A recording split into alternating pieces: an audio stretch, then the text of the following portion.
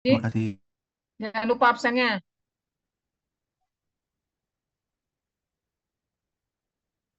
Ini saya nggak mau ya, apa sibuk admit-admit yang baru mau masuk ya.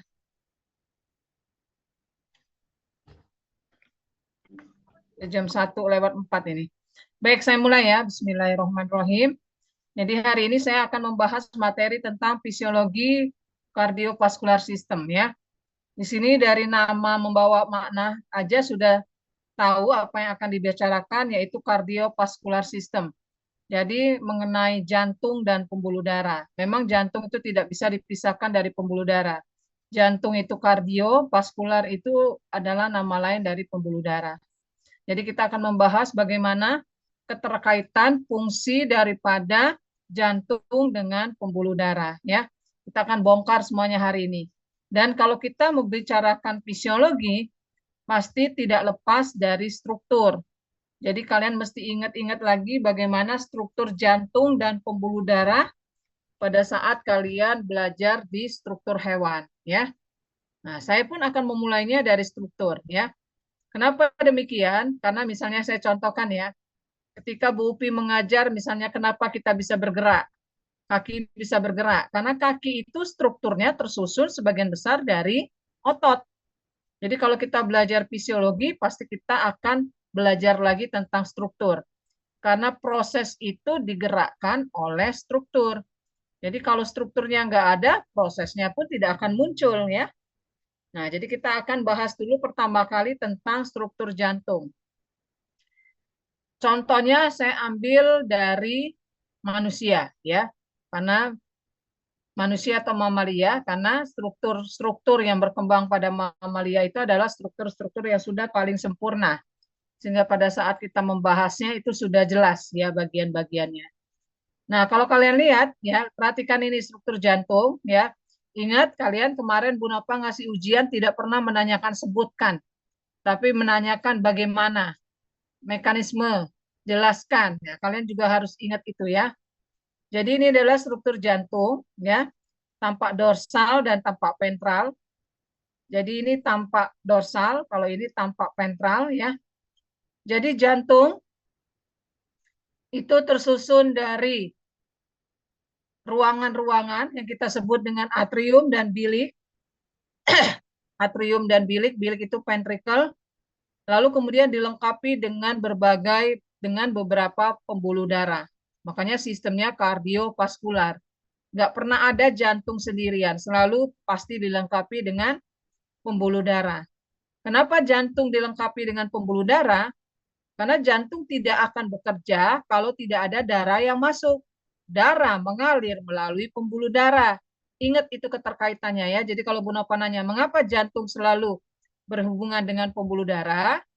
Karena jantung tidak akan berfungsi tanpa adanya darah yang masuk ke dalam jantung. Darah masuk ke dalam jantung melalui pembuluh darah. Jadi makanya pasti di jantung Pisces, amphibia, reptil, apes, mamalia selalu ada pembuluh darah. Bu Nova ngajarnya pelan-pelan ya. Setelah beberapa PPT saya berhenti dulu ngambil nafas ya, karena memang saya itu nggak bisa online karena denyut jantung saya lagi meningkat ya, karena hipertiroid ya. Jadi pelan-pelan aja. Nah, perhatikan ya. Kalau kemudian Bu Nova nanya, bagaimana awal mula masuknya darah ke dalam jantung? Coba lihat gambar ini. Ya, jadi darah itu pertama kali masuk ke dalam jantung dari seluruh tubuh melalui vena cava. Vena cava superior, ada vena cava inferior. Ya, itu posisinya aja. Jadi darah itu masuk ke dalam jantung melalui vena cava superior dan vena cava inferior. Yang inferior nggak kelihatan. Ya, lalu masuk dari paru-paru melalui arteri pulmonari. Ya, ingat ya, arteri pulmonari. Jadi sorry bukan vena pulmonari. Kalau arteri itu keluar ya, kalau masuk itu pasti vena. Nah ini vena nih, vena pulmonari ya. Jadi ingat, darah masuk ke dalam jantung melalui vena cava superior, vena cava inferior itu dari seluruh tubuh. Lalu kemudian satu lagi dari jantung melalui vena pulmonari. Dari kemana dia masuk ke dalam jantung? Ke bagian atrium kanan, lanjut ke atrium kiri, kalau dia berasal dari vena cava. Kalau dia berasal dari vena pulmonari, dia akan masuk ke atrium kiri, lalu kemudian ke atrium ventricle kiri. Jadi ingetin ya, jadi kalau darah itu masuk melalui paru-paru, maka dia akan ke atrium kiri, ke ventricle kiri. Kalau dia masuk melalui atrium kanan, ya, dia berarti berasal dari vena cava superior dan vena cava inferior. Lalu dari atrium kanan, dia akan ke ventricle kanan. Sampai sini ada pertanyaan nggak? Pelan-pelan. Paham ya? Dicatat ya. Catatannya jangan lupa ya. Ingat nanti ini soalnya agak susah ini ya. Karena mengenai jantung ya. Oke. Baik, kalau sudah ya, Bu. Nah, timbul pertanyaan. Catat ini bisa aja keluar dalam soal. Bu, darah yang sudah mengalir apakah bisa balik lagi, Bu, ke bagian yang sebelumnya? Misalnya dari atrium kanan ke ventricle kanan. Bisa nggak dari ventricle kanan ini dia balik lagi ke atrium kanan? Atau misalnya dari ventricle kiri, dari atrium kiri ke ventricle kiri. Bisa nggak dia yang sudah di ventricle kiri balik lagi ke atrium kiri? Atau yang sudah keluar dari paru-paru melalui aorta, bisa nggak dari seluruh tubuh itu balik lagi ke dalam jantung? Jawabannya tidak. Jadi ingat ya, darah yang sudah mengalir ke tempat selanjutnya tidak bisa kembali lagi ke tempat awalnya. Kenapa demikian? Karena ada katup yang mencegah aliran darah balik. Jadi kalau ada pertanyaan mengapa darah yang sudah mengalir di dalam jantung tidak bisa kembali lagi ke awalnya, karena ada katup yang mencegah aliran darah balik. Nah, katupnya itu apa saja? Ibu agak lompat, ini PPT-nya ya, nggak apa-apa. Ya, apa saja nama katupnya? Nah, ini dia. Ya, ingat antara atrium kanan dengan ventricle kanan itu ada katup yang mencegah aliran darah balik yang namanya tricuspidalis. Catat. Nih, terus tricuspid. Itu nama lain dari tricuspidalis, ya. Sementara dari atrium kiri, ya, nih tricuspidalis nih, ya.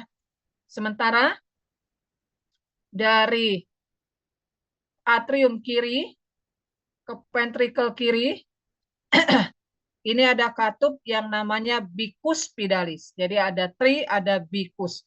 Kenapa bisa tri atau bi? Itu dari strukturnya ada yang capitnya itu 3, ada yang capitnya itu cuma 2. Jadi kalau antara atrium kiri dengan ventricle kiri itu namanya bicuspidalis, ya. Nah, kalau katup itu mencegah aliran darah balik yang sudah keluar dari jantung, supaya nggak balik lagi ke jantung, ditandain dengan kata katup semilunar. Ya, mana ya? Ini nih. Katup semilunar. Pertama, dari paru-paru ke dalam jantung, ke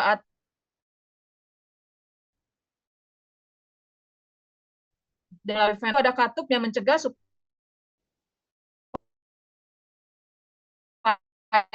yang dari paru ke paru-paru analis, sama kalau darah sudah dari jantung lewat aorta, ini aorta bisa balik lagi ke jantung karena ada katup semilunar aorta. Jadi ingat, kalau dia semilunar, berarti itu berhubungan dengan aliran darah dari jantung ke tubuh. Kalau di dalam jantung sendiri ada tricuspidalis antara dan big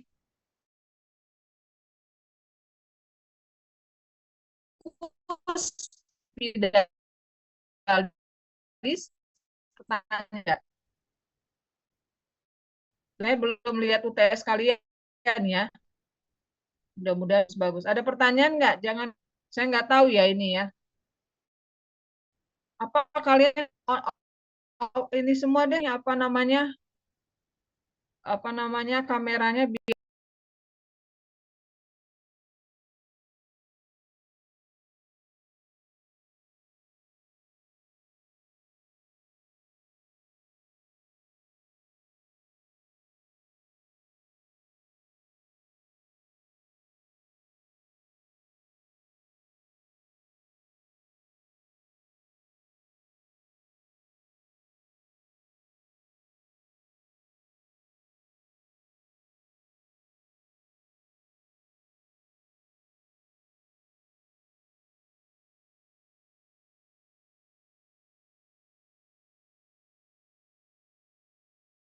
oh, dong ya. Emang suara Iya, ibu nggak Mbak. terdengar? Suara ibu sih? Suara ibu nggak dengan jelas? Sinyalnya, ah, Alifia Iya, Bu. Alfa, Kedengeran, Bu. jelas. Ada pertanyaan nggak sampai situ tadi?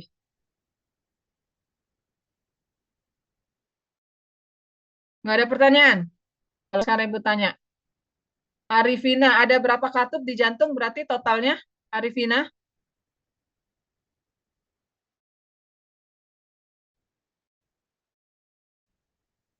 Arifina,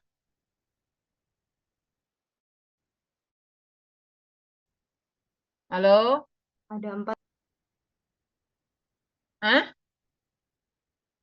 Ada loadingnya lambat ya? Apa aja?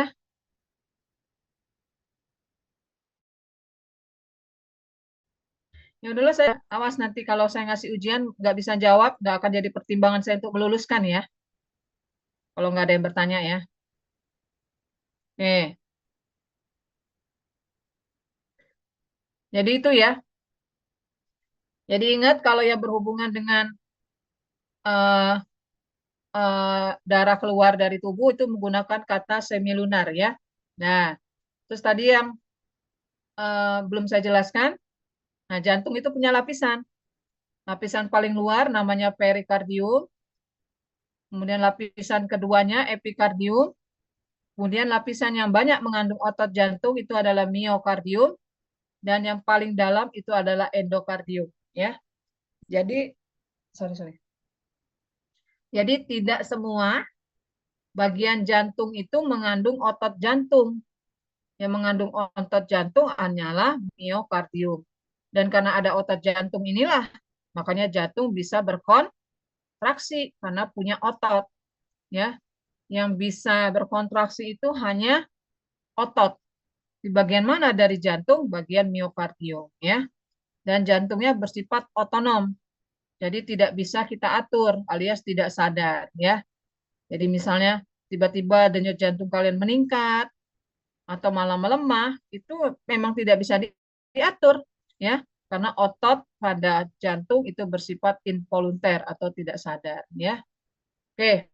Nah, lalu ada lagi struktur pada jantung yang perlu kalian catat, yaitu jantung itu berkontraksi, bukan hanya jantung itu bisa bergerak bukan hanya karena dia mengandung otot, tapi ada beberapa struktur yang membantu jantung itu untuk berkontraksi, yaitu kita sebut dengan interkaladis. Interkaladis ya namanya ya. Interkaladis ya, kalian lihat di sini yang tersusun dari desmosom, penghubung secara mekanik, dan gap junction, penghubung secara listrik. Jadi jantung itu bekerja, nanti ya ini fisiologinya, ini itu dulu ya, strukturnya dulu ya. Jadi gini, jantung itu bekerja dengan cara dia berkontraksi. Jadi tanda-tanda kalau jantung itu berfungsi kalau dia berkontraksi. Kenapa jantung bisa berkontraksi? Karena di bagian miokardium terdapat otot jantung yang sifatnya tak sadar. Nah, selain ada otot jantung, ya selain ada otot jantung, kenapa jantung itu bisa berkontraksi? Karena di otot jantung sendiri ada struktur yang namanya intercaladis, ya. Intercalat intercalated disc, intercaladis, ya. Intercaladis ini nak. Ini nih yang garis-garis ini. Jadi kalau otot itu dia ibaratkan sebagai serabut, jadi di beberapa serabut gitu ya, kayak kita ngikat lidi ya. Jadi serabut misalnya nanti kita ngikat benang gitu ya di titik tertentu kita simpulkan. Nah, kita simpulkan ya jadi membentuk suatu bungkusan serabut gitu ya. Nah, itu ada interkalasdis. Nah, interkalasdis ini ada komponen yang membantu kontraksi jantung yaitu desmosom dan gap junction. Apa fungsinya? Jadi jantung itu bekerja kalau ada stimulus listrik atau ada impuls listrik. Ingat itu ya. Jadi jantung itu hanya bekerja kalau ada impuls listrik yang menjalar di jantung. Nah, yang membantu perambatan impuls listrik di sepanjang otot jantung itu adalah gap junction. Sementara desmosom itu membantu supaya serabut otot itu tidak terurai, tidak terburai karena kan serabut ya. Serabut itu kan harus ada yang ngikat. Nah, yang ngikat itu adalah desmosom ya, ingat ya.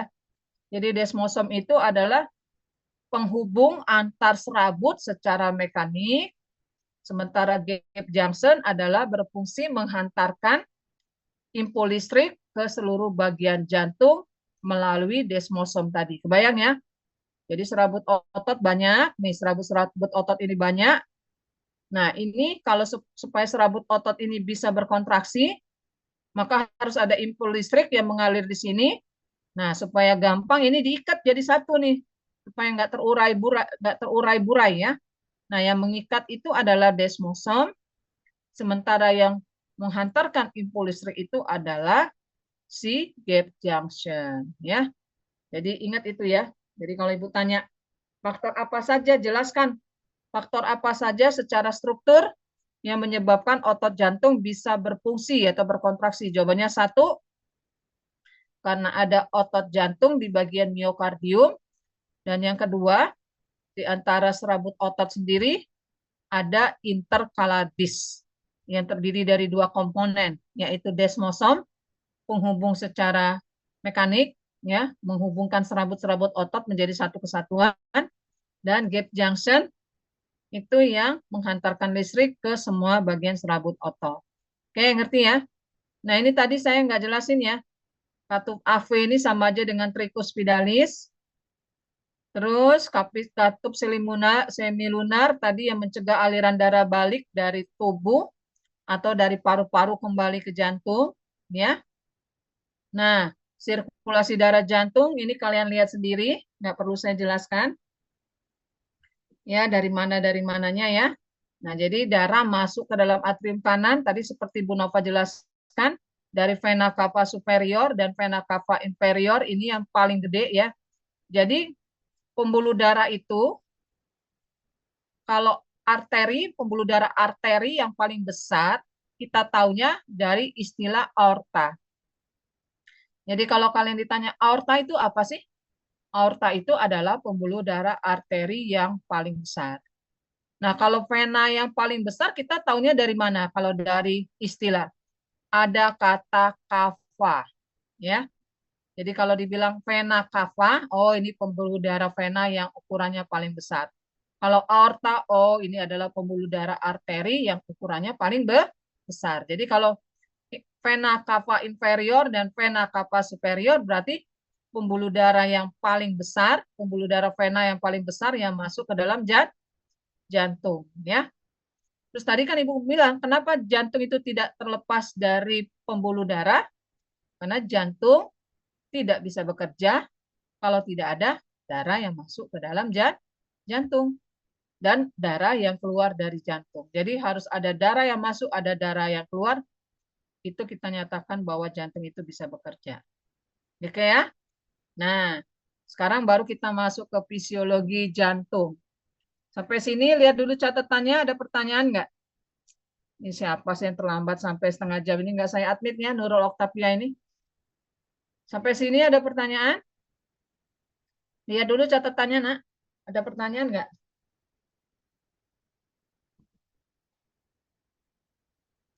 Ayo dong direspon. Ini kok kelas AB yang siang ini banget ya. Apa? Nggak semangat kalau kuliah. Kalau yang pagi itu semangat, banyak yang nanya-nanya. Ayo ada pertanyaan nggak? Silakan. Ibu, aku izin nanya, Bu. Siapa ini namanya? Saya sambil Grace. makan obat ya. Ya, silakan. Apa? Ibu, aku mau nanya, kan Agak eh, kencang suaranya, kecil. oh ya, dari semua struktur yang mempengaruhi sifat jantung untuk berkontraksi itu kan salah satunya adalah intercalary disk. Nah, secara rincinya itu fungsi kayak perannya itu sebagai apa ya, Bu? Ya itu tadi. Kan interkaladis kan ada dua komponen penyusunnya apa tadi? Desmosom sama Oh ya, gap junction ya. junction kan? Nah, itu fungsinya di situ. Jadi Oh, kan oke. otot jantung itu kan kita sebut berfungsi kalau dia berkontraksi. Sepakat dulu di situ nggak? Jantung kita kan berkontraksi kan ya, tuh, ya kan? Bergerak kan jantung kita kan? Nah, sekarang kenapa jantung itu bisa bergerak? Karena dia ada aliran impuls listrik. Nah, siapa yang meneruskan impuls listrik ke seluruh bagian serabut otot jantung? Itu adalah si gap junction tadi. Nah, supaya efisien ya penyebaran impuls listriknya, serabutnya bagusnya terurai atau dia diikat jadi satu kesatuan? Diikat jadi satu kesatuan kan? Nah, yang mengikat serabut-serabut otot itulah si desmosom. Ya, oke ngerti? Ada lagi yang nanya sebelum saya masuk ke fisiologi? Nanti saya note ya kelas AB ini bagus nggak nilai-nilai UTS-nya ya? Mana agak sedikit apa? Kelas kali ini agak sedikit diem ya. Kalau kelas yang pagi itu banyak bertanya itu jadi seru ceritanya. Ada lagi pertanyaan? Sudah jelas semua? Apa Ibu terlalu jelas ngejelasinnya? Bintang, kamu jelas nggak? Ini saya panggil anak saya nih. Bintang, Iya, aku nggak kepikiran pertanyaan, Bu. jelas berarti. Insya Allah. Jangan-jangan kamu sambil tiduran nih kuliahnya nih. Oh, enggak. Harus Saya lagi serius ya. duduk. Walaupun online Iya, harus serius ya. Karena ya. keberkahan kalian mendapatkan ilmu itu tergantung dari bagaimana kalian menghadapi kuliahnya. Serius nggak, hormat nggak sama dosennya, ya. Oke, kalau nggak ada saya lanjutkan. Ini ceritanya seru ini tentang jantung ini ya. Oke, saya lanjutkan. Baik, nah sekarang ya, kalau kita bicara mengenai fisiologi jantung, Kiparen ini nggak akan saya admit ya, udah setengah jam nih sama si Nurul tadi. Apa saja yang harus kalian eh, ketahui dari fisiologi jantung? Pertama tadi, karena jantung itu berkontraksi kalau hanya ada impuls listrik, maka kalian harus tahu aktivitas kelistrikan jantung. Terus peristiwa mekanik jantung, pengontrolan kerja jantung, pengontrolan curah jantung. Nah, ini baru dengar kan curah jantung dan sirkulasi koronaria. Nah, yang pertama kita harus tahu dulu bagaimana sifat jantung. Ini sering saya tanyakan dalam ujian. Jadi jantung adalah organ tubuh yang memiliki sifat otomisitas, ritmisitas, dan kontraktilitas. Ini adalah ciri utama dari otot jantung. Ya, jadi otot jantung itu ciri khasnya otomisitas, ritmisitas, dan kontraktilitas. Apa maknanya? Kita lanjutkan ya. Kenapa disebut dengan otomisitas? Karena dia bekerja secara otomatis. Jadi nggak ada yang nyuruh otomatis. Misalnya nih, bintang lagi ada cewek depan bintang lewat, seksi ceweknya. Otomatis kan bintang langsung jelalatan matanya ya. Nah, otomatis pasti terjadi peningkatan denyut jantung pada jantung bintang. Dan itu terjadi otomatis.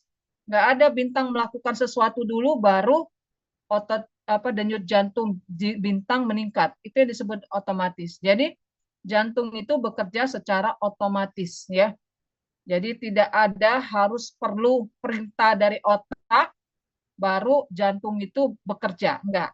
Jadi lepas dari otak ya. jantung itu kerjanya. Ritmisitas, maksudnya ritmisitas ini nak, denyut jantungnya itu ritmis. Kalian belum praktikum EKG ya? Ritmis itu artinya ada darah yang keluar, ada darah yang masuk. Siklusnya begitu. Jadi denyut jantung itu, ya, kenapa kalian denyut jantung itu naik turun gitu ya? Buka seperti buka tutup itu karena itu ritmis. Ada yang darah keluar, ada darah yang masuk. Dan kontraktilitas artinya apa? Otomisitas dan ritmisitas ini menyebabkan terjadinya peristiwa kontraksi. Ingat ya itu kalau nanti Bu Nova tanya, apa yang disebut dengan otomisitas, ritmisitas, dan kontraktilitas. Otomisitas artinya jantung bekerja secara otomatis, ritmisitas artinya ritme denyut jantung itu sudah ada polanya, darah keluar, darah masuk. Dan kenapa bisa darah keluar, darah masuk? Karena terjadi peristiwa kontraksi. Oke ya? Baik. Nah, lanjutkan. Nah, lalu Bu, apa buktinya Bu kalau Ibu bilang bahwa jantung itu bekerja secara otonom, itu maksudnya apa? Nah, ini dengarkan baik-baik, dicatat ya. Jadi gini nak, pada dasarnya seluruh organ tubuh kita itu bisa bekerja kalau ada impul listrik. Catat itu ya. Bu Nova ngomong gini, kenapa bisa ngomong begini? Karena ada impul listrik ke bagian mulut Bu Nova. Bu Nova bisa mikir karena ada impul listrik ke pusat apa namanya? Istilahnya itu pusat untuk ngomong di otak Bu Nova ya. Lalu kemudian kalian bisa menulis, bisa mencatat karena ada impul listrik yang mengalir di jari-jari kalian. Nah, impul listrik itu siapa yang menghasilkan? Kan otak. Nah, jantung karena fungsinya sangat vital ya mengeluarkan dan memasukkan darah, maka dia bisa menghasilkan impuls secara mandiri. Makanya kerjanya otomatis. Jadi kalau ditanya, kenapa jantung bisa bekerja secara otomatis? Karena jantung bisa menghasilkan impuls secara mandiri. Catat ya. Jadi kenapa jantung bisa bekerja secara otomatis? Karena jantung bisa menghasilkan impuls listrik secara mandiri. Pertanyaannya adalah, yang ngasilin siapa, Bu? Kan begitu. Katanya kalau mandiri berarti bukan dari otak dong, Bu. Bukan. Kalau dari otak bahaya kita, nak. Ya, kalau misalnya jantung itu impuls listriknya dari otak bahaya. Ketika otak tidak bekerja, jantung langsung berhenti. Tapi apa yang terjadi ketika kita pingsan? Misalnya Bu Nova ya, bulan lalu kan pingsan depan Indomaret gitu ya. Ya, coba bayangin. Ketika kita pingsan, tidak ada impuls yang dihasilkan oleh otak, tapi kita tetap sadar kan? Jantung kita kan masih bisa berdenyut. Bayangkan kalau misalnya otak tidak bisa menghasilkan impuls, organ itu semuanya high dependent atau tergantung pada impuls yang dihasilkan oleh otak. Langsung mati semua organ tubuh kita. Nah, sekarang pertanyaannya, di bagian mana dari jantung yang bisa menghasilkan impuls listrik? Perhatikan gambar ini. Gambar ini kelihatan kan? Mohon dijawab. Gambar ini kelihatan kan? Kelihatan, Bu. Ya, nah sekarang lihat. Di bagian atrium kanan terdapat suatu nodus itu kayak benjolan gitu ya, yang namanya S-anode, sinoatrial node, bagian kanan. Makanya bagian kanan kita ini sering berdebar-debar, nak, sering denyutnya itu lebih tinggi daripada yang kiri karena dia itu fungsinya sebagai pacemaker. Nah, apa itu pacemaker, Bu? Pacemaker itu adalah penghasil impuls pertama pada jantung. Jadi kalau saya tanya, yang menghasilkan impuls pada jantung pertama kali siapa? S-anode. Nah, dia akan mengalirkan impuls kemana? Lihat tanda panahnya. Nanti Bu Nautopal yang seneng ya ngeluarin soal itu dalam bentuk gambar. Coba Bintang, kamu yang paling aktif nih. Ini impulsnya diarahkan kemana sama si S-anode-nya? Coba Bintang, bantu Ibu nah. Coba kamu lihat, kan S-anode ini kan menghasilkan impuls. Impulsnya dialirkan kemana? Ya. Coba lihat tanda panahnya, lihat kemana? Ke atrium kiri. Atrium kiri sama Ya. Sama bilik kiri dong, ke bilik, bawah. bilik kanan. Sama bilik kanan. Bilik kanan, ya. Jadi impuls yang dihasilkan oleh S anode akan dialirkan ke atrium kiri. Benar ya, atrium kiri dan bilik kanan. Nah, ketika impuls ini mengalir, nak, masuklah darah. Darah ikut ngalir. Kebayangkan, saya nggak punya imagine-nya ya. Jadi ketika impuls itu bergerak, terjadi juga pergerakan aliran darah. Darah dari atrium kanan ke ventricle kanan. Tapi dia nggak bisa balik karena ada katup tricuspidalis tadi kan. Nah, yang di kiri gimana? Yang di kiri, kalau ada impuls yang masuk ke kiri, menyebabkan darah dari paru-paru masuk ke atrium kiri. Oke. Lalu kemudian, jantung itu kan bentuknya afeks ya, kayak hati bulat gini ya. Nah, lalu impuls ini ada yang membantu menghantarkannya sampai ke bagian apeks. Apeks di bagian bawah ini, nak. Yang kedua itu adalah oleh AV node. Ya, jadi AV node ini terletak di antara atrium kanan dengan ventricle kanan. Dia membantu mengalirkan impuls dari atrium ke ventricle bagian bawah. Nah, ketika impuls dari AV node ini menjalar ke bawah, darah ikut juga mengalir. Jadi imagine ya, kalian bayangkan ada impuls mengalir, darah ngikut gitu ngalir ya. Jadi apa yang menyebabkan darah itu juga bisa berpindah tempat karena adanya impuls yang mengalir ya. Oke. Jadi apa yang menyebabkan darah mengalir dari atrium ventricle? Oleh AV node ya. Nah, terus sampai di afeks kan darah harus mengalir ke atas. Harus mengalir ke atas, Bu. Karena aorta itu letaknya di atas. Aorta itu kan tempat keluarnya darah. Lalu kemudian harus juga ada darah yang mengalir ke paru-paru. Nah, berarti ada impuls ya yang harus bergerak dari apeks ke atas. Siapa yang bantu? Yang bantu adalah serabut Purkinje. Jadi kalau ditanya apa fungsi serabut Purkinje?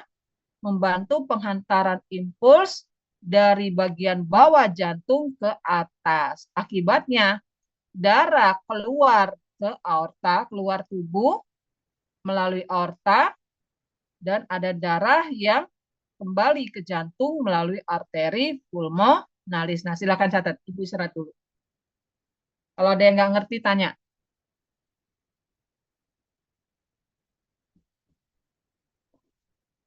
Silakan catat dulu. Lihat catatannya. Ada yang belum ngerti, silakan sekarang nanyanya. Jangan ntar. Masih banyak ini materinya. Ada yang bertanya nggak? Silakan kalau ada yang bertanya. Nggak ada yang bertanya? Bu, Ya.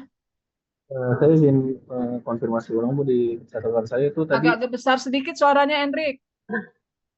Kecil banget sudah beneran. sebentar Bu. Ya. Oke. Apa yang ditanyakan, Nak?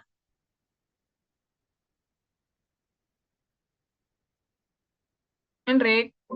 Halo Bu, udah Ya, besar udah. belum Bu? Ini udah agak besar. Nah, Jadi tadi di catatan saya tuh kan S anode ini kan yang menghasilkan impuls pertama ya Bu. ya, makanya disebut sebagai Nah, pacemaker ya. ya Pacemaker itu lalu karena kan dia menghasilkan impuls pertama. Nah, terus? dilanjutkan diterima impulsnya ini oleh AV node dilanjutkan ke apex ya kan ya Bu, bagian Ya, apex. Nanti penghantaran yang impulsnya diteruskan ke bagian bawah, ke bagian apex. Nah, terus? ya, nanti dari bagian apex ini dipindahkan ke atas kan Bu oleh sel Purkinje ya. Serabut, jangan sel. Serabut Kalau ya. sel itu di otak. Iya Ingat Bu. ya, ada sel Purkinje, ada serabut Purkinje. Oh iya Kalau Bu. sel Purkinje itu di otak kecil. Kalau serabut Purkinje itu di jantung. Oke, terus pertanyaannya? Jadi fungsi utama serabut Purkinje tadi itu untuk menghantarkan yang Membantu. impuls dari membantu menghantarkan sinyal impuls dari apex ke bagian Iya, atas dari tuh nggak, Bu? apex ke bagian atas. Nah, pada Biar saat darahnya tuh ngalir gitu ya. iya, Oke. pada saat impuls itu dihantarkan ke atas oleh serabut Purkinje, ya terjadi aliran darah keluar dari tubuh, yaitu melalui aorta ke seluruh tubuh dan melalui arteri pulmonalis balik lagi ke paru-paru, itu bawa darah kotor yang bawa CO2. Ya, ngerti ya? Ada lagi? Baik, Bu, Lihat lagi terima kasih. catatannya. Ada lagi yang mau bertanya? Jelas semua ya? Saya tuh kalau nggak terjadi sesuatu sebenarnya emang nggak seneng ya ngajar online nih karena nggak lihat muka-muka kalian secara langsung ngerti apa enggak ya. Tapi ingat ya nak ya, ini ada UAS nanti. Kemudian bukan menakut-nakuti, banyak sekali ya peserta fisiologi hewan itu yang nggak lulus gitu ya tiap tahun itu. Jadi ya yang walaupun online tapi tetap serius ya. Jangan dianggap nggak serius, apalagi materi fisiologi sistem kardiovaskular ini agak susah ya. Baik, kalau nggak ada pertanyaan saya lanjutkan. Ini sudah tadi ya, otomisitas tadi sudah terjawab. Kemudian ini sudah ya, SA note, AV note ini nggak usah. Nah, nanti ada juga berkas HIS ya. Jadi berkas HIS ini dia itu bersama-sama dengan serabut Purkinje membawa darah dari apex ke bagian atas ya. Nah, dengarkan ya. Waktu jantung melakukan proses pengisian darah, maka timbullah tekanan yang kita sebut dengan sistol. Jadi siapa yang bisa jawab sistol itu apa? Sistol adalah ya istilah yang berhubungan dengan proses pengisian darah. Darah masuk dari mana? Kalau kita ngisi sesuatu kan harus ada tempat masuknya darah kan? Pertama dari atrium kanan. Kenapa? Karena ada SA node. Kan SA node yang menyebabkan darah bisa ngalir masuk ke dalam jantung. Ya. Nah, kalau kita bicara mengenai proses pengosongan, berarti ada darah yang keluar, maka timbullah tekanan yang disebut dengan diastol. Jadi sistol itu adalah fase di mana jantung mengisi darah, ya. Sementara diastol adalah fase di mana jantung mengeluarkan darah. Mengeluarkannya lewat mana tadi? Lewat aorta sama lewat arteri pulmonalis, ya. Nah, kalau kalian pengen tahu apakah proses yang tadi saya sebutkan itu terjadi atau tidak, nanti kalian akan melakukan pratikum EKG.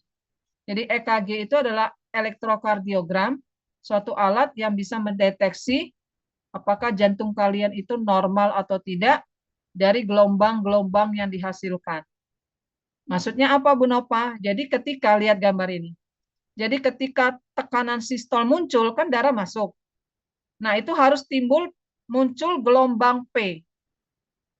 Gelombang P ini artinya atria depolarisasi. Berarti terjadi penghantaran impuls di atrium yang menyebabkan darah masuk. Oh, jadi kalau ada gelombang P, berarti sistolnya terjadi. Lalu nanti ketika ada proses darah keluar dan darah masuk secara bersamaan, itu akan timbul gelombang QRS, ya. Nah, kalau misalnya proses sistol dan diastol ini sempurna, akan terjadi gelombang QRS kompleks. Nanti ini akan dijelaskan pada saat praktikum dengan Bu Upi ya. Nah, ketika impuls diedarkan atau menjalar, itu kita sebut kondisinya depolarisasi. Ya, depolarisasi. Nah, ketika kondisi sudah seimbang, tadi darah yang keluar dan masuk itu sudah seimbang, lalu jantung itu berhenti sementara, istirahat, itu kita sebut dengan polarisasi. Ya. Nah, ketika dia mau depolarisasi lagi, biasanya otot-otot jantung itu pemulihan dulu. ya kita sebut dengan istilah repolarisasi. Jadi harus tahu ya bedanya ini ya. Jadi kalau impuls sedang diedarkan sehingga menyebabkan darah itu bergerak, itu namanya depolarisasi. Nah, ketika darah keluar sama darah masuk ini sudah seimbang, sehingga muncul gelombang QRS, itu si serabut otot jantung berhenti sesaat, istirahat, namanya polarisasi. Nah, ketika mau mulai lagi, dia harus mengalami fase repolarisasi. Ngerti ya? Kalau nggak ngerti, nggak nanya ya sudah. Oke, nah ini nih ya, heart muscle contraction mechanism ya. Ini kita bisa ukur-ukur nih ya. Nah, ini ada kontraksi itu kan melibatkan troponin, tropomyosin kan kemarin Bupi, jadi saya nggak akan jelaskan ya kontraksi, mekanisme kontraksi otot itu nggak akan saya jelasin ya, pasti melibatkan troponin, tropomyosin kompleks ion kalsium ya. Nah, kemudian kita akan masuk ke materi cardiac cycle, siklus kardiak. Jadi siklus kardiak tadi sebenarnya saya sudah sebutkan, ini berhubungan dengan fase sistol dan diastol. Jadi tadi apa yang disebut dengan sistol? Sistol adalah suatu fase di mana darah masuk ke dalam jantung. Nah, ingat ya, darah masuk ke dalam jantung bukan hanya lewat atrium, tidak hanya lewat vena cava superior dan vena cava inferior, tapi juga melalui paru-paru. Nah, di situ bilangin Ayutia Wardani, saya tidak akan admit, sudah jam 13.45 ya. Kemana aja lu ya? Mulai jam 13.45 menit baru mau masuk Zoom. Ya. Nah, apa yang terjadi ketika sistol? Ketika sistol terjadi, ya, atrium itu berkontraksi. Apa yang kalau atrium berkontraksi, logikanya apa, Nak? Berarti ada darah yang masuk kan? Darah yang masuk ini kan akan beredar ke ventricle kan, akan mengalir ke ventricle. Jadi ventricle-nya full, ya. Nah, tapi di lain pihak supaya jantung kita nggak pecah, di bagian kiri itu ada darah yang keluar, ya. Jadi kan dari ventricle tadi kan, dari atrium tadi kan darah ngalir ke ventricle, ventricle jadi penuh. Nah, ventricle penuh ini, ya, akan menyebabkan apa namanya, semua katup itu tertutup, ya, karena tekanan tinggi. Lalu atrium itu juga terisi ya di bagian kirinya ya. Jadi ingat aja kalau sistol itu adalah fase di mana atrium berkontraksi sehingga menyebabkan darah itu masuk ke dalam jantung. Kita sebut juga dengan fase pengisian. Jadi sistol itu fase pengisian. Maksudnya pengisian itu apa, Bu? Fase di mana jantung itu memasukkan darah ke dalam organ ruangan-ruangan jantung ya. Tapi di lain pihak timbul tekanan kan di dalam jantung yang menyebabkan semua katup tertutup. Apa Nak yang terjadi kalau semua katup tertutup? Kan jantung itu membesar kan? Karena kan darah semuanya nggak bisa ngalir keluar. Nah, pada titik tertentu nanti semua katup itu terbuka, darah keluar dari jantung. Itulah yang kita sebut dengan fase diastol. Jadi fase diastol itu erat kaitannya hubungannya dengan fase pengeluaran, ejection, ya, eject, keluar. Tapi kalau fase sistol itu fase pengisian. Nanti ya, kalian bayangin ya, fase sistol darah masuk semua itu dari vena cava superior, dari vena cava inferior, dari vena pulmonalis, akibatnya penuh semua nih, ventricle penuh semua. Timbul tekanan yang menyebabkan katup-katup yang tadi 4 itu tertutup. Ya, tertutup. Jantung membengkak kan? Karena volumenya meningkat kan? Imagine ya, volumenya meningkat kan?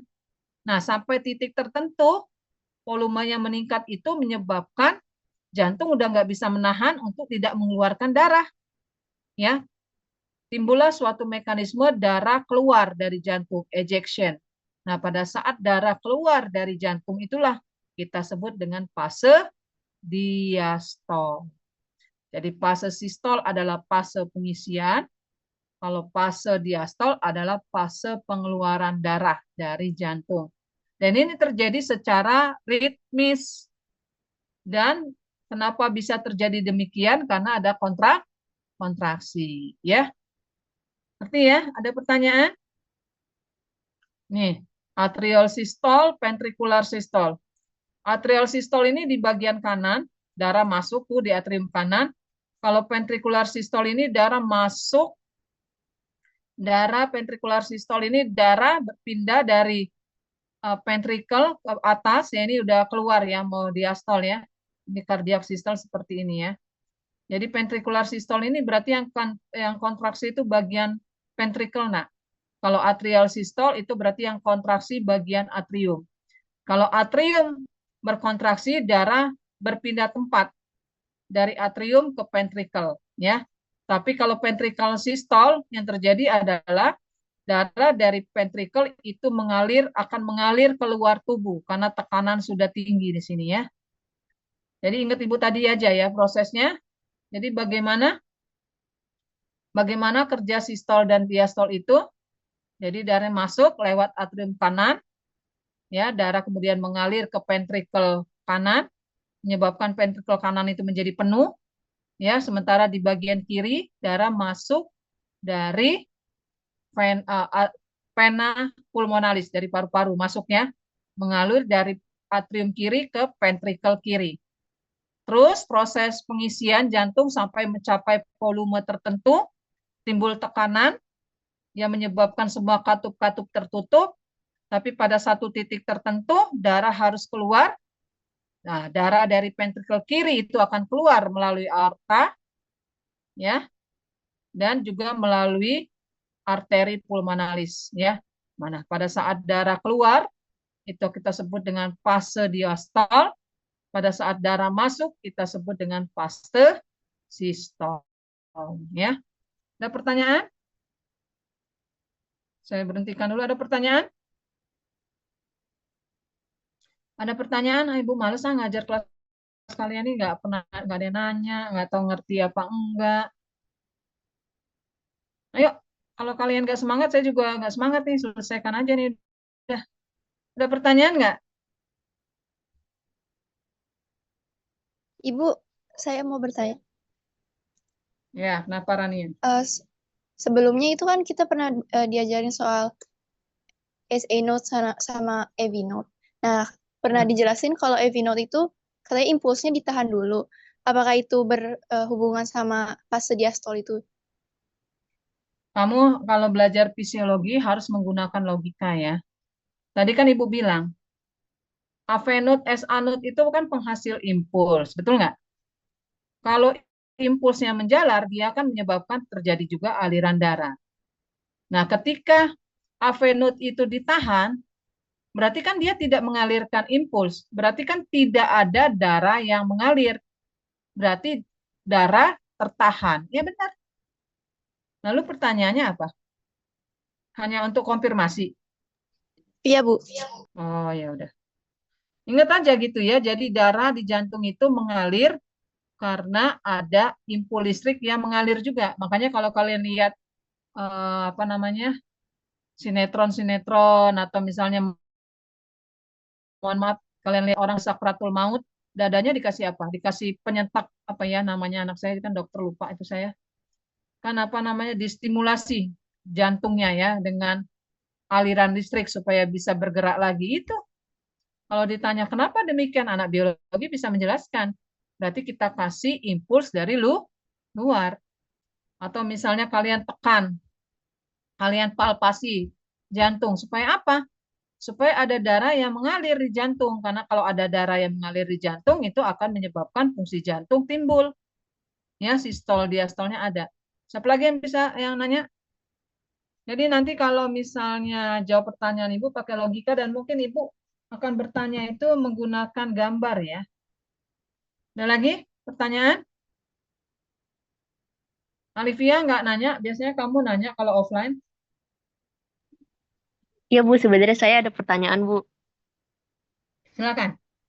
Nah, tadi kan Ibu sempat ngejelasin kalau sifat otot jantung itu yang pertama itu kan otomisitas. Nah, itu kan Ya. berarti dia bekerja secara otomatis tidak melalui perintah gitu kan. Tadi kan Ibu juga ngejelasin si Bintang nih tadi misalkan ngeliat perempuan gitu kan, dan itu kan nggak diperintah tapi kan detak jantungnya meningkat gitu. Ya. Nah, yang mau saya bilang itu kalau misalkan kayak dipicu nih, bukan dipicu sih, lebih ke kalau misalkan kita melakukan aktivitas fisik gitu Bu. Jadi misalkan kita olahraga, itu kan apa ya istilahnya, jantung akan meningkatkan detaknya gitu karena kan itu untuk memenuhi suplai oksigen juga kan karena kita melakukan aktivitas fisik yang meningkat gitu.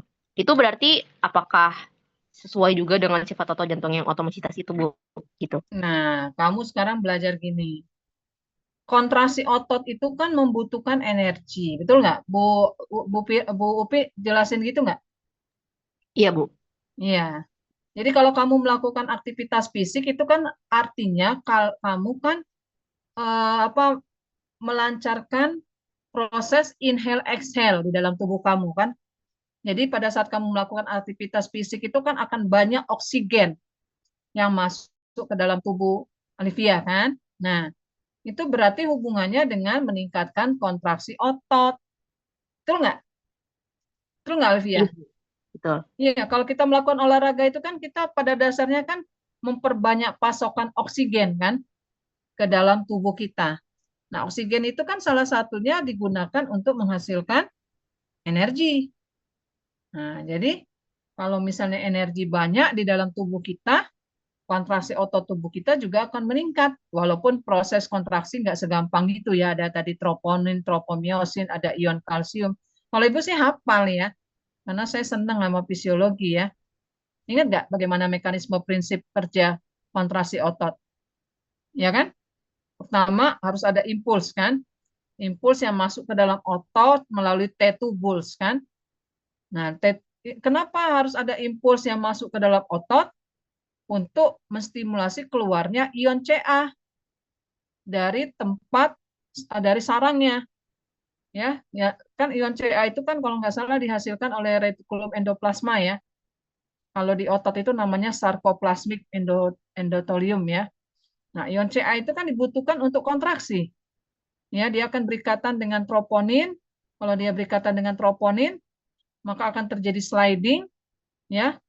Tropomiosin akan lepas, nah, troponin akan lepas akan menyebabkan aktin akan berikatan dengan miosin.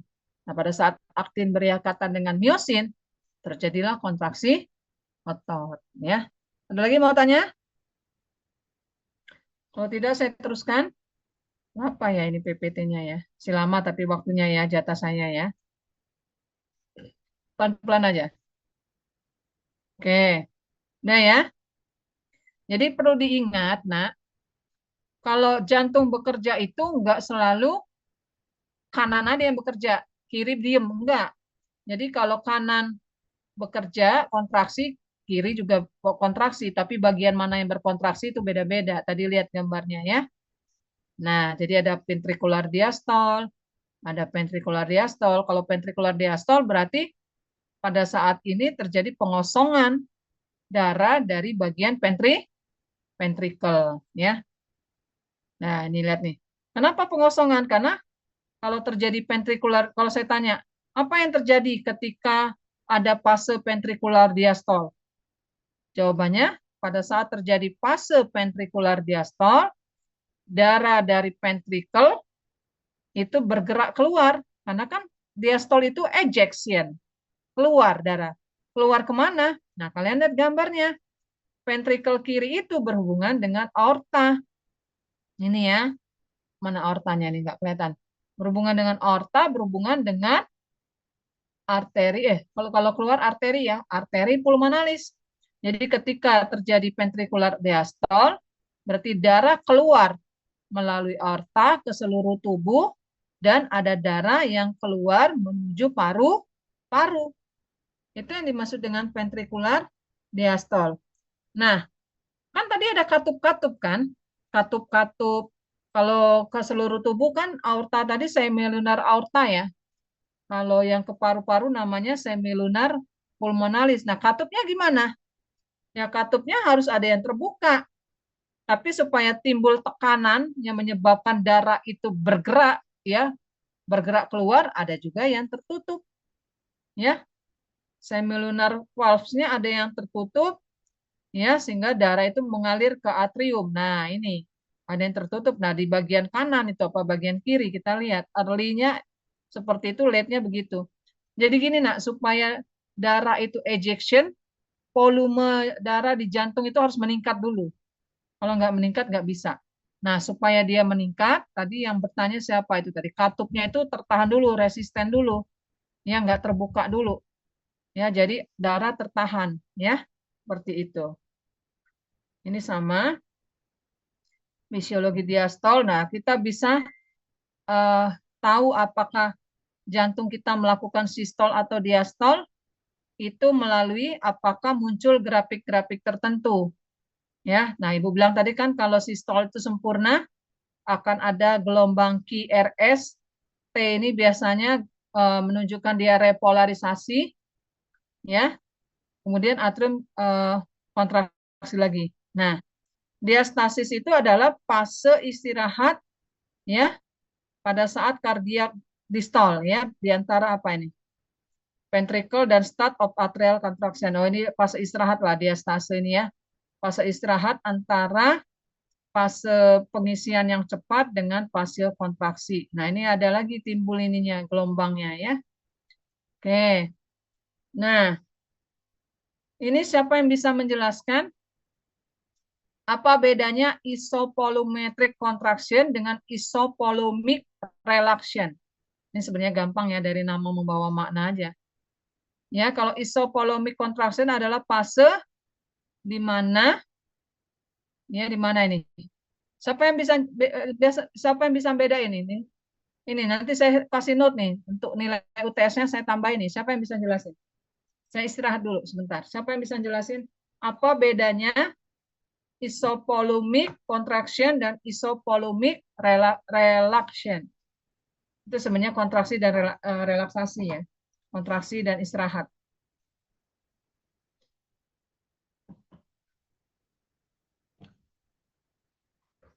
Siapa yang bisa jelasin?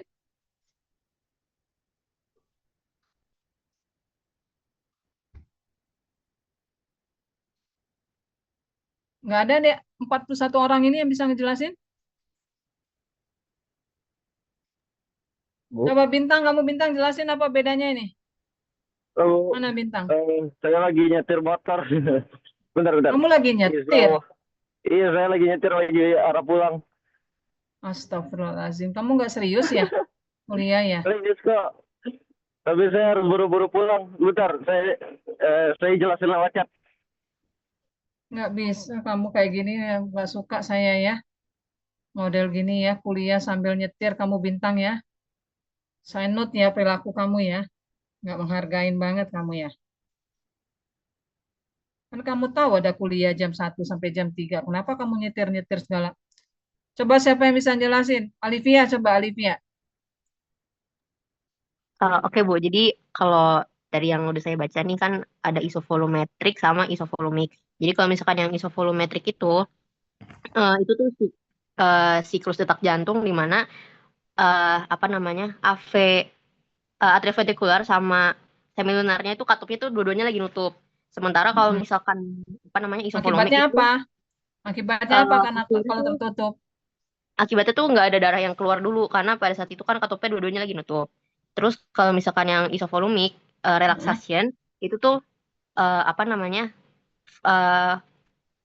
katup bukan katup sih, aortanya itu lagi menutup, aorta lagi menutup, tapi si apa nih katup mitral tuh belum terbuka. Jadi karena peristiwa itu jadinya ada. Alivia, saya ajarin kamu ya, kalau kamu lagi sidang ngomongnya buru-buru begini orang nggak ada yang ngerti. Pelan-pelan aja, nak. Pelan-pelan aja. Okay. Jadi kalau misalkan yang isovolumik itu kondisi di mana si katup aortanya itu sudah menutup, cuman si katup mitralnya itu belum terbuka. Nah, karena peristiwa itu jadinya ada tekanan yang rendah di ventricle. Nah, itu karena tekanan rendah itu jadinya ada perbedaan gradien, yang mana nanti perbedaan gradiennya ini membantu supaya si katup mitral bisa terbuka lagi. Ya, kalian jelas terjemahin ini aja ya, kayak misalnya isovolumic relaxation ya. Periode di mana setelah ventricular contraction, berarti ventricle kontraksi kan? Berarti kalau dia kontraksi kan darah keluar, ya kan? Nah, ya kan darah keluar, tetapi katup mitralnya itu tidak sepenuhnya tertutup, ya. Karena tidak sepenuhnya tertutup itu kan jadi darah tidak 100% keluar gitu loh. Jadi ini sama aja fase relaksasi. Jadi setelah semua darah keluar, ya, apa namanya? Untuk sementara istirahat dulu gitu ya, proses diastol dan sistolnya untuk memulai kembali yang baru ya. Nah, kalau isovolumetrik itu ya ini dua-duanya tertutup. Ini sama aja dengan ventricular systole. Jadi fase pengisian. Ingat, kalau jantung lagi mengisi darah, katup-katup itu semuanya harus tertutup supaya volume meningkat. Bayangin kalau misalnya katup tidak tertutup, kan terus-menerus terjadi aliran darah. Volume darah tidak akan meningkat gitu loh, karena darah selalu ada yang keluar, ada yang keluar. Semua katup harus tertutup terus ya. Itu kalau isovolumetric contraction. Jadi isovolumic contraction ini sama aja dengan fase sistol. Kalau isovolumic relaxation ini sama aja dengan fase diastol ya. Nah, lalu kemudian tadi Olivia menyatakan bahwa jantung itu sama sekali nggak ada hubungannya dengan otak, pengaturannya nggak juga ya. Jadi denyut jantung juga dipengaruhi oleh beberapa faktor yang ada di otak, yaitu kalau jantung itu meningkat, maka itu dipengaruhi oleh sistem saraf simpatik. Kemudian krisis ya, krisis ini misalnya stres ya. Kemudian turunnya tekanan darah. Lalu kemudian oleh hormon, epinefrin, tiroksin. Nah, kayak ibu nih lagi kena hipertiroid ya, tiroksin ya. Lalu kemudian juga dipengaruhi oleh exercise dan penurunan volume darah. Jadi sistol dan diastol atau kerja jantung itu tidak hanya dikendalikan oleh jantung itu sendiri. Ada beberapa faktor yang mempengaruhi denyut jantung. Kalau kita udah ngomong heart rate itu berarti kita ngomong denyut jantung ya. Nah, apa saja yang mempengaruhi denyut jantung? Yang meningkatkan itu adalah saraf simpatik, terus kemudian faktor stres ya, kemudian rendahnya tekanan darah. Ya, kalau kita tekanan darah rendah, itu berarti darah yang keluar dari jantung kan sedikit ya. Lalu kemudian juga hormon, epinefrin dan tiroksin, kayak ibu lagi sedang hipertiroid ya, T4 ibu lagi tinggi kemarin tapi sekarang udah turun, menyebabkan denyut jantung ibu meningkat. Tadi latihan, tadi Alivia juga jawab, latihan itu hubungannya dengan kadar oksigen sama penurunan volume darah. Jadi kalau misalnya volume darah kita turun, maka jantung itu akan bekerja lebih kuat sehingga denyut jantungnya lebih tinggi ya. Nah, kayak misalnya ibu sekarang ya, ibu kan kena hipertiroid ya, suka ngerasa denyut jantung ibu nggak terkontrol. Nah, itu efek dari tiroksin ya. Kan tadi tiroksin itu kan meningkatkan denyut jantung. Ya, jadi makanya T4-nya harus normal ya supaya denyut jantungnya normal. Nah, ini adalah regulation denyut jantung ya yang oleh para simpatik dan simpatik dan parasimpatik. Umumnya kalau saraf simpatik itu dia akselerator ya, jadi mempercepat. Kalau parasimpatik biasanya memperlambat. Biasanya mereka kerjasama. Jadi kalau terlalu cepat akan diturunkan oleh parasimpatik ya. Itu maksudnya ya. Jadi simpatik itu adalah serabut saraf otot yang umumnya sifatnya stimulator. Ya, kalau parasimpatik itu dia memperlambat sehingga terjadi keseimbangan. Karena kalau terus-menerus denyut jantung itu meningkat, volume darah di jantung itu meningkat, jantung bisa bisa pecah ya. Itulah yang kita sebut dengan serangan jantung ya. Itu ya nak ya. Nah, ini kalian lihat nih. Nih, kalian lihat pengaruh. Nah, Ibu bisa keluarin soal dari sini ya. Coba lihat nih. Sekarang saya tanya, SA node itu dipengaruhi oleh siapa? Oleh saraf parasimpatik. Kan karena dia harus menghasilkan impuls pertama. ya. Dia harus menghasilkan impuls pertama, dia dipengaruhi oleh saraf simpatik, ya. Oke, kalau avenut, coba saraf simpatik ini akan menstimulasi timbulnya impuls di mana? Di SA node, kemudian antara atrium dan ventricle, kemudian di ventricle, ya, kemudian juga di kiri. Nah, kalau misalnya parasimpatik, dia akan mempengaruhi siapa? Akan mempengaruhi avenut, ya, supaya penghantaran impuls itu tidak terlalu meningkat, ya, penghantarannya karena baru pertama kali dihantarkan oleh SA node. Jadi avenut ini yang penyeimbang. Oke, ya. Kalau mau lebih jelas lagi ini baca sendiri, ya. Ini 32 masih panjang, ya. Nah, terus tadi hormon, ya. Bagaimana hubungan antara hormon dengan denyut jantung? Nah, adrenalin dan noradrenalin adalah hormon stres. Jadi kalau misalnya hormon ini meningkat di dalam tubuh kita, itu akan meningkatkan denyut jantung. Nah, ini nanti kalian misalnya sudah ngalamin pada saat UTS, ya. Kalian stres kan? Nah, itu terjadi peningkatan hormon adrenalin dan noradrenalin yang menyebabkan apa? Menyebabkan denyut jantung kalian meningkat. Ngaku ya, ngaku aja bener kan terjadi kayak gitu kan? Atau nanti misalnya pas mau sidang, ya, itu kan stres. Secara nggak langsung adrenalin dan noradrenalin kalian akan meningkat dan itu akan menyebabkan meningkatnya denyut jantung. Nah, di mana adrenalin itu? Bagaimana adrenalin bisa meningkatkan denyut jantung? Ternyata reseptornya di mana?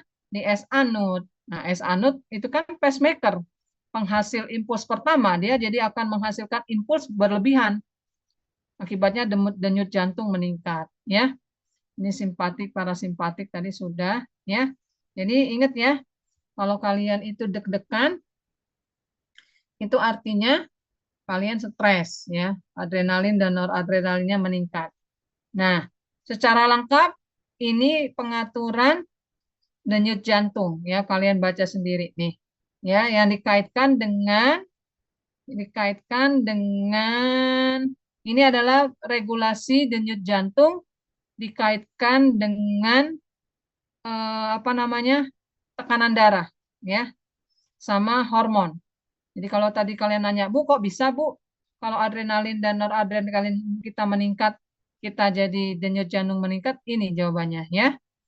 Jadi di otak kita itu ada cardioregulatory center dan kemoreseptornya di medula oblongata. Ini tahun lalu saya keluarkan soal ini dari gambar ini, ya. Saya tutup ini, saya taruh aja gambar ini, selalu jelasin. Tapi tahun ini kayaknya enggak. Tapi bisa jadi keluar lagi, jadi kalian belajar tentang gambar ini, ya.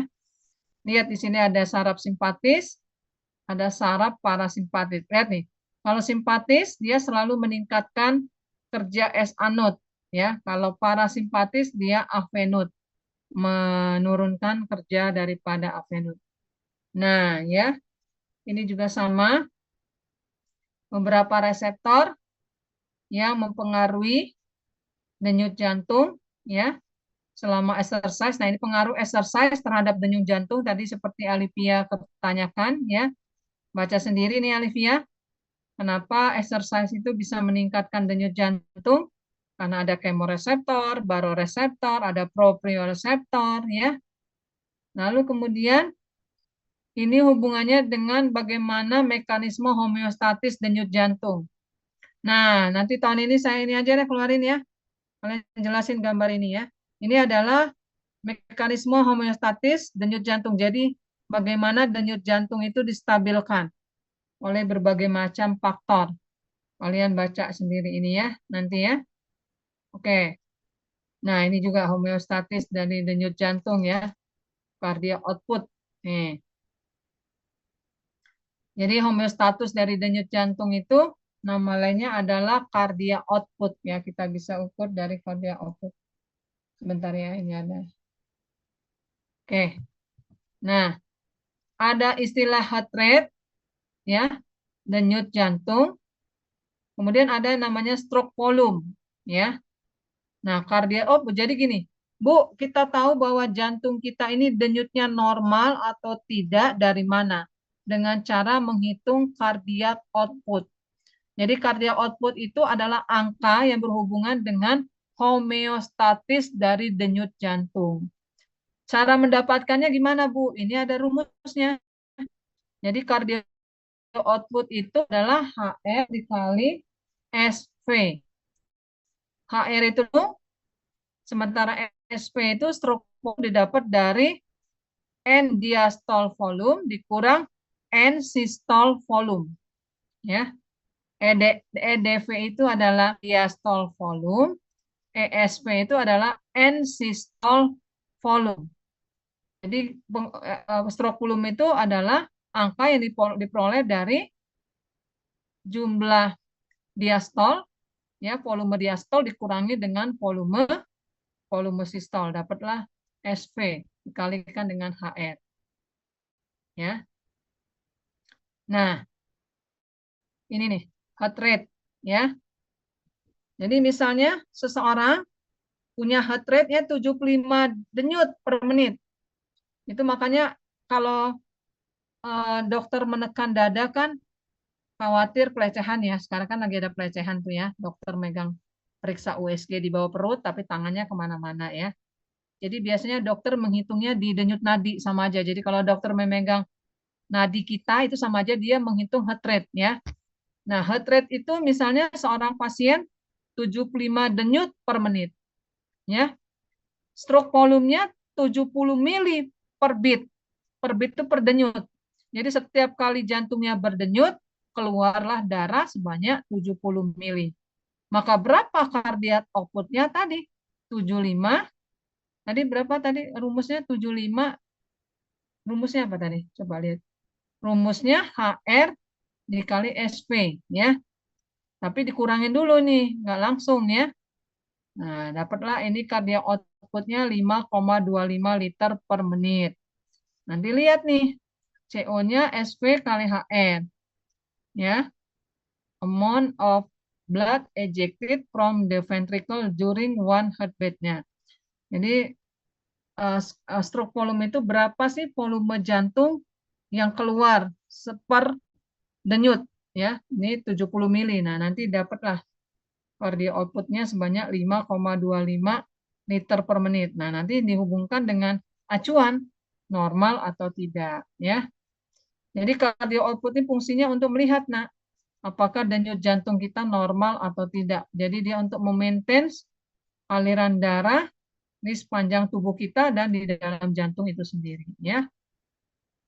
Nah, stroke volume maintenance. Nah, jadi kalau kita mau memaintain stroke volume, apa yang kita lakukan ini? Ya, ini SP itu N diastolic volume dikurang N systolic volume. Normalnya 60 sampai 70 mili. Jadi darah yang keluar per beat denyut itu harusnya cuma 60 sampai 70. Lewat dari itu kebanyakan ya. Jadi nggak maintenance lagi. Nah, ini dia gimana caranya ya. Kalau stroke volume-nya decrease ya, menurun, increase, apa yang harus kita lakukan? Kemudian nah, ini bilang ya, mengukur cardiac output kita dengan menghitung denyut nadi kita ya. Heart rate itu sama aja dengan pulse rate, sama aja. Ya, karena kalau ke dada kan nggak mungkin ya. Dan terakhir ini adalah beberapa kelainan pada jantung. Ada yang brahikardia, berarti denyut jantungnya di bawah rata-rata. Ya, jadi cuman kurang dari 60 beat per menit. Nanti kalian ini periksa pakai EKG ya. Jadi kalau misalnya denyut jantung kalian kurang dari 60 beat per menit, berarti kalian mengalami bradikardia. Tapi kalau denyut jantung kalian lebih dari 100 per menit, itu berarti sinus takikardia, ini kelebihan. Yang normal itu adalah yang ritmis. Ya, kalau kalian takikardia, ini yang terjadi kayak ibu nih. Ya, anxiety, ya. Terus pusing dan dada berdenyut ini, tapi ibu karena hipertiroid ya. Terus juga pusing ya, lemas ya, denyut jantung nggak beraturan ya, itu karena takikardia. Jadi kelebihan tiroksin itu bisa menyebabkan terjadinya takikardia. Coba silakan, sudah selesai materinya. Silakan kalian lihat lagi catatannya, mana saja yang masih belum jelas. Saya pamit ke itu dulu ya, ke toilet sebentar.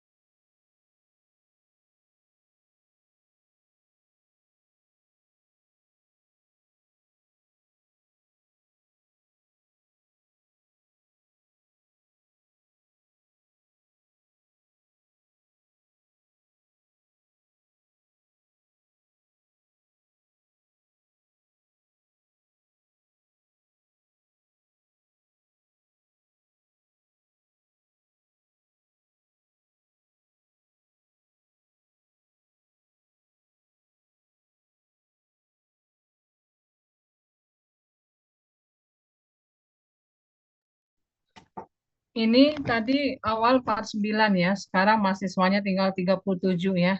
Saya note ya kelas AB ini ya.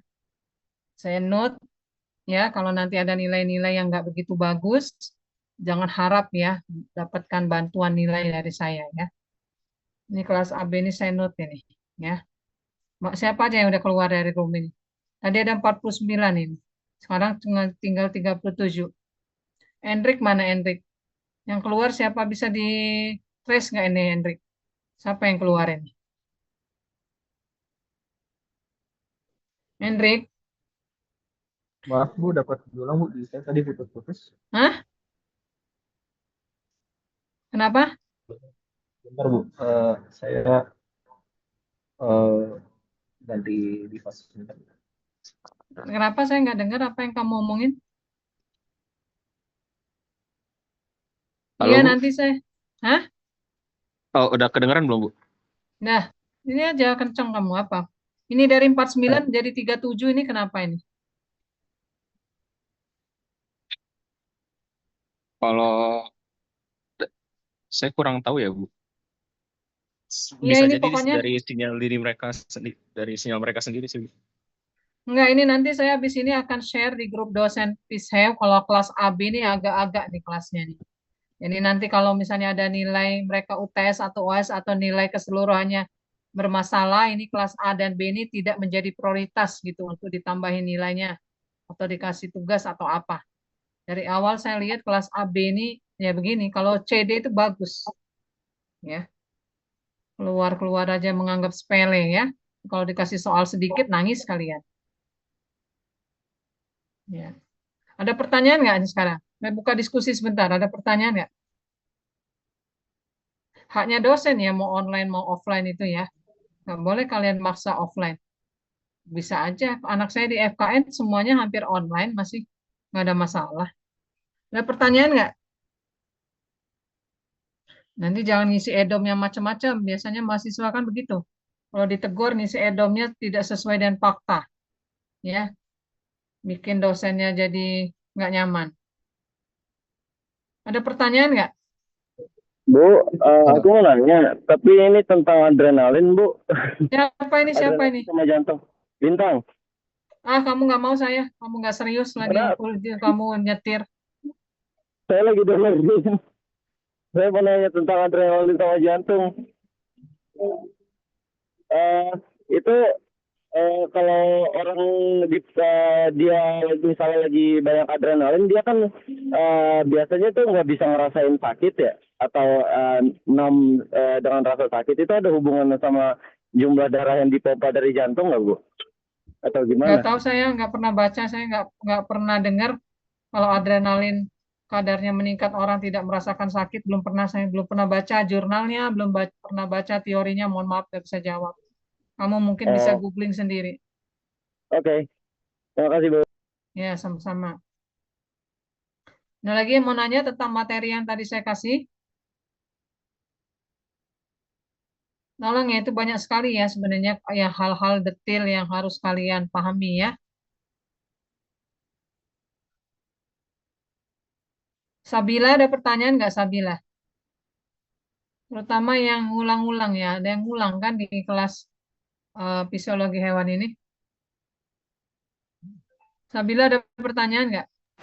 Dari saya nggak ada, Bu. Masih jelas. Ngerti ya. Nanti kan saya minggu depan ngajar di kelas pagi ya, CD ya. Kalau ada yang belum jelas bisa masuk ke kelas itu ya. Tapi itu jatahnya kelas CD ya. Iya dong, kalian tuh harus nanya ya, apa namanya, keinginan tahuannya itu harus tinggi. Apalagi fisiologi itu agak susah, materinya harus pakai logika ya, karena dia menghubungkan struktur dengan fungsi ya. Nggak ada lagi yang nanya, saya kasih waktu 5 menit untuk bertanya atau ngecek dulu catatannya. Silakan.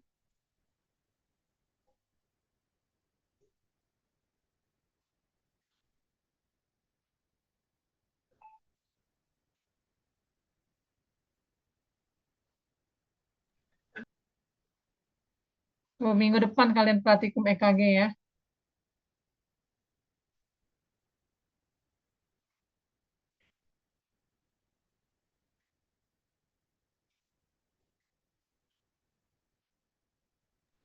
Ibu Ya, mau bertanya Bu tentang takikardia. Raka. Iya Ya, Ibu. Raka. Tadi kan dijelasin kalau takikardia itu tuh kondisi di mana kecepatan Apa jantung tuh agak kencengin nak, kencengin dikit suaranya. takikardia Ibu. Takikardia adalah kondisi di mana denyut kondisi jantung jantung cepat. berlebih, ya, berlebih dibandingkan normal. Nah, terus Mau nanya di bagian yang PQRS kompleksnya itu sih Bu. Kalau takikardia itu dia dia ada abnormalitasnya di bagian polarisasi, repolarisasi apa depolarisasi. Tadi kan Ibu udah jelasin, Nak. Faktor yang mempengaruhi denyut jantung kan banyak. Ada hormon, ada stres, ada kerja saraf simpatis, parasimpatis, dan tiap-tiap bagian kan udah saya jelasin, atau exercise, macam-macam. Jadi hati-hati. Kalian pernah ingat nggak dulu kasus meninggalnya artis suaminya BCL itu? Siapa? Ashraf ya? Nah, itu karena dia exercise-nya terlalu berlebih. Jadi dia baru pulang dari luar negeri, capek kan? Tapi pulang ke rumah kan dia langsung latihan angkat beban ya, kalau nggak salah ya. Apa sih namanya itu? Terlalu capek gitu. Pada saat pulang, dia nggak sadar bahwa denyut jantungnya itu meningkat gila-gilaan. Jadi akibatnya ya meninggal kan. Nah itu. Jadi kan tadi lihat di PPT-nya tadi ya, Raka. Ada Raka baca faktor-faktor yang mempengaruhi denyut jantung apa aja. Ada stres, hormon, terus tadi exercise, kerja saraf simpatis, parasimpatis, kemudian volume darah, itu semuanya pengaruh. Ya. Jadi kayak saya kejadian waktu saya pingsan depan Indomaret kan, penyebabnya kan karena saya terlalu maksa naik turun tangga, itu berarti exercise ya. Jadi saya naik ke lantai 4, terus turun ke lantai 2, padahal kondisi saya lagi nggak fit, terus ke bawah, terus saya turun lagi ke Indomaret kan, mau naik Grab kan. Nah, di situ denyut jantung saya meningkat karena saya sedang hipertiroid. Hipertiroid itu T4 itu mempercepat pembentukan ATP. Nah, jantung kan berkontraksi itu kan karena ATP kan, jadi ATP-nya banyak kan gitu loh. Jadi jantung terus-menerus kontraksi kan bahaya. Berarti denyut jantungnya meningkat kan. Nah, di situ saya udah nggak bisa nahan denyut jantung saya. Ya. Dan kalau denyut jantung kita meningkat kan kita deg-degan ya. Deg-degan dan merasa tubuh kekurangan oksigen kan. Nah, pada saat tubuh merasa kekurangan oksigen itulah kita jadi seakan-akan mau jatuh kan. Saya jatuh waktu itu depan Indomaret, dibantuin banyak Gojek ya. Ya agak sedikit malu juga sih, tapi ya gimana. Ya, untungnya saya ada anak saya nemenin gitu ya, karena waktu itu lagi libur. Ya. Nah itu tadi ya, maka ya.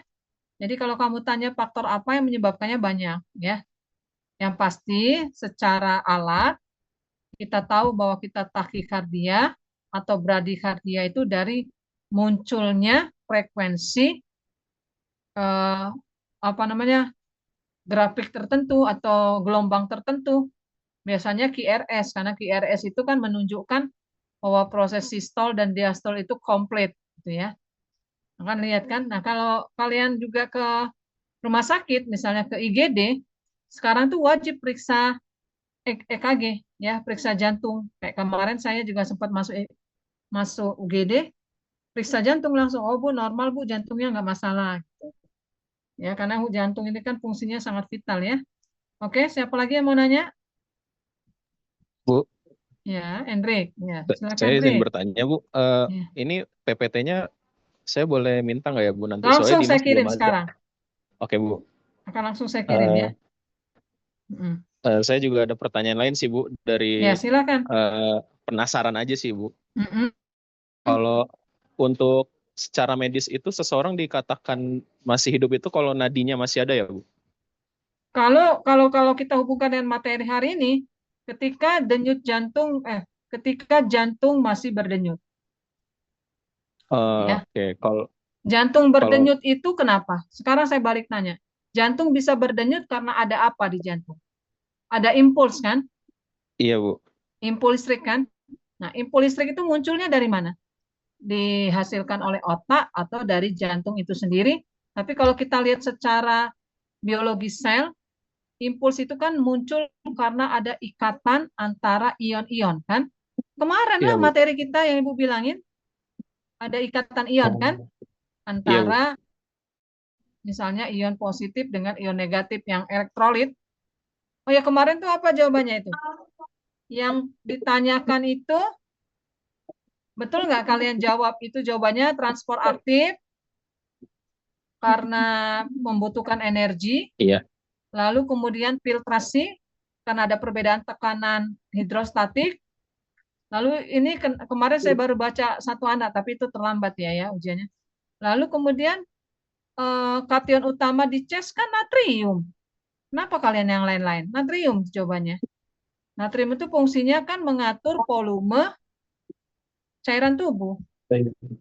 Lalu kemudian bagaimana kerja daripada baper protein kan gampang. Si gugus karboksil sama gugus amina.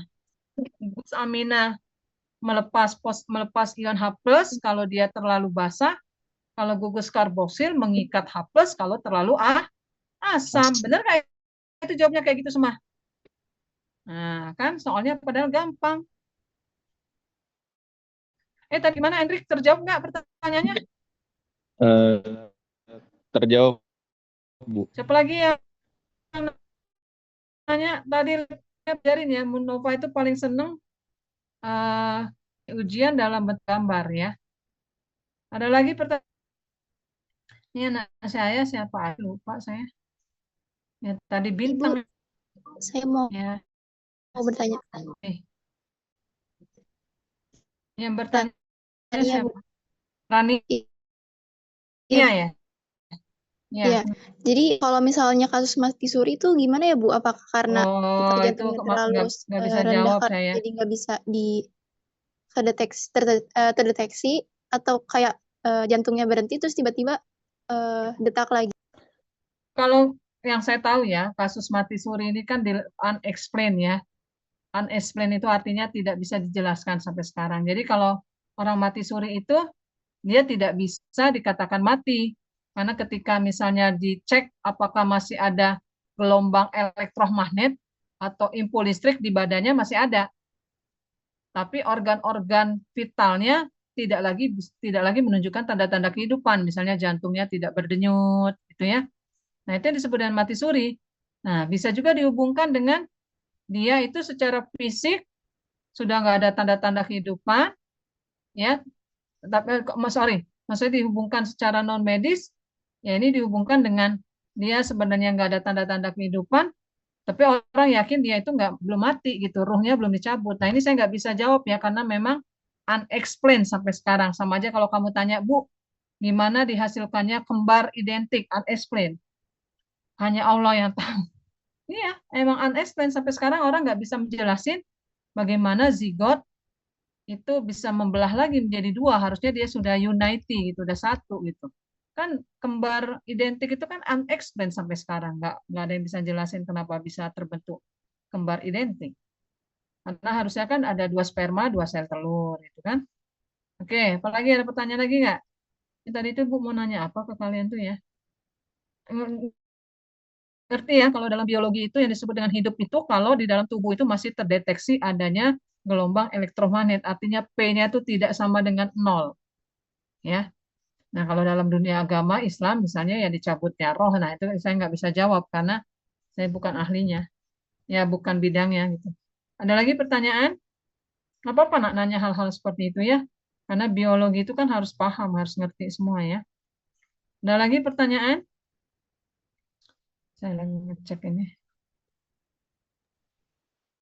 Bu, Afwan, aku mau nanya lagi tentang peningkatan detak jantung. Itu salah satu kalau misalnya orang minum energy drink kayak yang mengandung taurin gitu, itu dia biasanya kan detak jantungnya naik ya. Itu hubungannya dengan peningkatan hormon adrenalin. Oh, dia ningkatin hormon adrenalin. Iya, jadi minuman-minuman apa namanya? Berenergi, minuman-minuman kemasan itu banyak mengandung senyawa-senyawa yang meningkatkan hormon adrenalin. Kalau misalnya hormon adrenalin meningkat, denyut jantung meningkat, kita itu jadi seakan-akan berenergi terus. Padahal kalau denyut jantung itu lebih dari cardiac outputnya, jantung bisa dol, bisa pecah. Ya, kalau kalian minum berenergi itu kan supaya bisa begadang, supaya mata melek kan, denyut jantung kan terus meningkatkan. Nah, tapi di lain pihak, ya itu volume darah di jantung selalu berlebihan, lama-lama bisa pecah jantungnya ya. Oke ya, ada lagi yang kalian mau tanyakan? Kalian itu ya, apa gambar-gambarnya kalian jelasin ya, karena saya banyak ngambil soal dari situ. Ya, ada lagi nggak? Coba ya. Cowoknya Hafid Razak, ada nggak nih anaknya nih? Saya sebenarnya yang nggak peduli anak kalian itu mau dengerin apa enggak, karena ujian kalian, yang mau dapetin nilai kalian. Ya, tapi saya itu selalu menekankan masalah adab ya. Kalian itu kan mahasiswa UI ya, harusnya mahasiswa dari Universitas Indonesia yang paling the best gitu ya. Ya harus diiringi dengan adab yang baik lah, karena kesuksesan kalian bukan ditentukan oleh nilai IP atau IPK, tapi terutama dari masalah perilaku ya. Lihat tuh si Bahlil kan malu-maluin kan. Iya, pinter sih pinter. Kumlot awalnya, tapi setelah dicek plagiat ya. Pas dicek-cek lagi apa publikasinya nggak sesuai dengan aturan. Nah, itulah ujung-ujungnya kan adalah adab ya. Dan saya sebagai dosen itu memang bukan hanya mengajarkan materi, tapi juga menjadi contoh dalam hal adab. Coba lihat Bu Nova. Pernah nggak Bu Nova ngajar online terlambat? Nggak pernah. Saya kalau ngajar online itu 15 menit, 10 menit sebelum online dimulai saya sudah siap. Itu salah satu cara saya untuk memberikan contoh yang baik, apalagi offline. 15 menit sebelum ngajar saya udah ada di dalam kelas ya. Karena tugas pengajar itu juga salah satunya adalah membuat kalian menjadi mahasiswa yang punya adab, yang punya perilaku yang baik. Dan itu nanti akan teringat oleh dosen ketika kalian sidang. Ya, jadi pas sidang itu nanti dosen tuh, oh kok anaknya begini, tapi enggak kok, dia anaknya baik, adabnya bagus. Kalau ketemu dosen menyapa gitu, itu akan teringat oleh dosennya. Ya udahlah, kita bagusin aja lah nilainya, anaknya baik kok. Tapi kalau anaknya nggak baik, wah nggak usah deh, anak ini udah jarang masuk, bla bla bla bla, udah prepet tuh, udah dosen ceweknya ya. Jadi gitu ya nak ya, udah Bu Nova nggak usah tambahin lagi, karena nanti jadi ustazah. Udah ya, nggak ada pertanyaan lagi. Bu Nova juga ngerasa kalau ngajar itu sistematis, jelas ya. Mahasiswa insya Allah ngerti. Ada pertanyaan lagi nggak? Tolong dijawab banyak orang. Ada pertanyaan lagi nggak? Ya, nggak ada Nggak ada respon. ya, Bu. Dari Ada? saya tidak ada lagi, Bu. Dari Oh, saya ya. tidak ada. Baik, kalau tidak ada, ini udah mau 14:41 ya. Saya cukupkan sampai sekian. Habis ini saya langsung kirim materinya ke Hendrik. Hendrik tolong disebarkan ke teman-temannya ya. Nggak berasa kita ini sebentar lagi belum selesai UTS, udah mau UAS. Karena memang tanggal 16 Juni nilai terakhir masuk. Dan ke 16 Juni itu kalian lihat sendiri kalender akademik, banyak tanggal merah, banyak cuti bersama ya. Jadi tahu-tahu sudah UAS ya. Baik, kalau sudah tidak ada pertanyaan, saya cukupkan sampai sekian. Terima kasih atas perhatiannya. Kalau yang belum jelas nanti boleh ikut lagi kuliahnya di hari Kamis pagi minggu depan. Insya Allah Bu Nova offline karena nggak ada schedule dan mudah-mudahan kondisi Bu Nova juga semakin membaik ya. Amin ya rabbal alamin. Terima kasih. Saya tutup dengan wassalamualaikum warahmatullahi wabarakatuh. Silakan keluar dari room. Waalaikumsalam. Terima kasih Bu. Sama-sama. Terima kasih, Bu. Ya, terima kasih.